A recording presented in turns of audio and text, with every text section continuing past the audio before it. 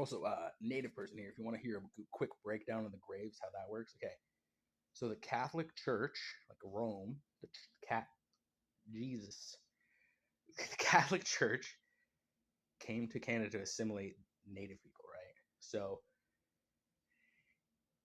they set up specific schools in specific areas. So if you're going to find dead bodies, they're going to be in those areas and around those areas. The thing is that those areas are heavily protected. Vatican's all up in that shit. The big no-no zones, okay?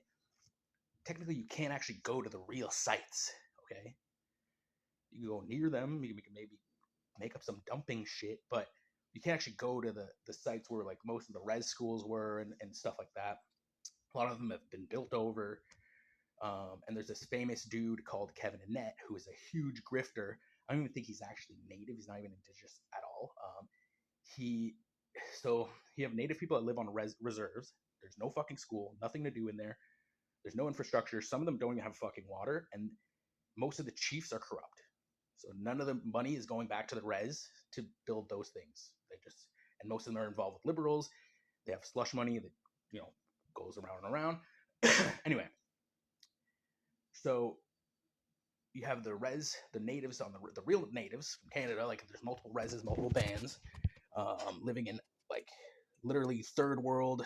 This has been par for the course since forever, since I've known. Like my res is on Manitoulin Island. It's not any fucking nicer than it was when I was a kid. So, I mean, it's a little bit, but I mean, anyway. And don't let me get started into the money that was supposedly given to them, and like they trust me, they didn't put it into the community. They bought ATVs and fucking trucks and started keeping the elders up all night on the trails. That's what happened.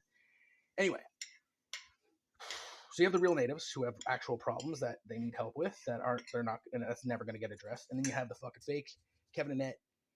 There's a lot of Métis people that are legit. They have family. They have they can't get their papers or whatever. They're too stupid. That's fine.